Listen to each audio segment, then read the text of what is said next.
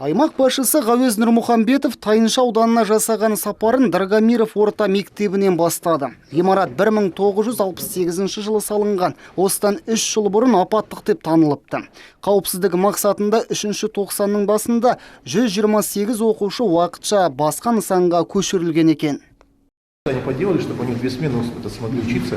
Конечно, это временное решение до момента, когда построят. Жарты ғасырлық тарихы бар мектептің төбесінде және қабырғасында кемшіліктер анықталыпты. Ал жаңа ғимараттың құрылысына 1,2 миллиард теңге бөлінді. Проект готов, это конкурс проведен, компания есть подрядчик. А какой подрядчик? Зертел? Отлично, хоть Зертел вышло, это же наша компания.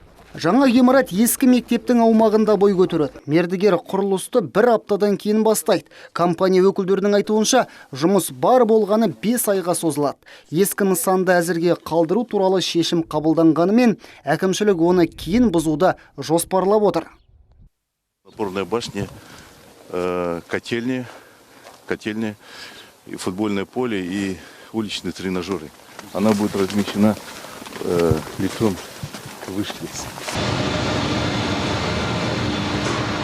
Көкшет техстрой зауыты 10 жылдан артық жұмыс істейді. Мұнда газға, сумен қамтуға арналған полиэтилен құбырлар, ал жылу желілері үшін болат құбырлар шығарады. Өндіріске қажет шикізат Новосібір және Қазан қалаларынан алынады. Бұл труба қазір Шаңтөбе қаласына кетіп жатыр. Судың трубасы ғой, иә? Судыкі, иә. Мұнда водопровод.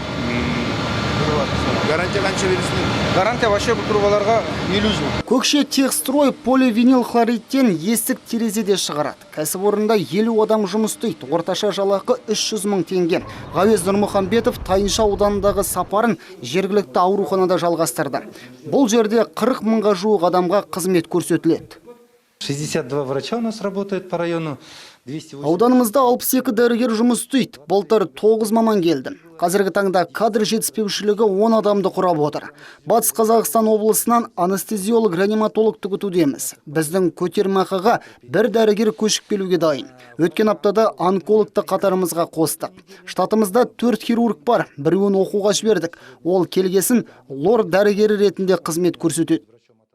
Қазір сәулелік диагностика дәрігерде біліктілігін арттыруда. Ауруханаға кардиолог, травматолог, акушер-гинеколог және 2 педиатр жетіспейді. Тілдесу барысында материалдық жабдықталу тұрғысында да сөз қозғалды. Мұнда 211 миллион теңгеге заман игіліктері сатып алыныпты. Стоматологических 2 установки, функциональный... 2 стоматологиялық блок, босануға арналған функционалды кереуеттер, гидравликалық басқаруы бар гинекологиялық креслолар сатып алынды.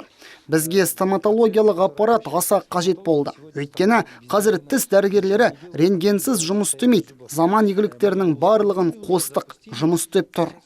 Ауруханадағы құрал жабдықтардың 87% жаңа. Жыл сайынғы қаржыландырудың арқасында емдеу мекемесінің мүмкіндігі артты. Қазір мұнда мамандарға қажеттінің барлығы жасалады. Виды исследований нужны. Доктора сегодня, не направляя пациентов ни в Кокшетау, ни в Петропавловск, могут проходить здесь.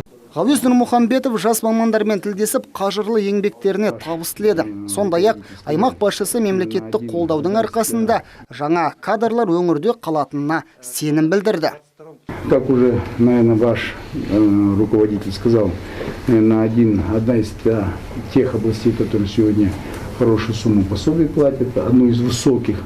Поэтому самое главное, конечно, чтобы люди приезжали, молодежь обзаводилась семьями, оставалась. Для этого надо, конечно, создавать условия. Медицина қызметкерлермен кездесу соңында Ғауез Нұрмұхамбетов дәрігерлерді келе жатқан Наурыз мерекесімен құттықтады.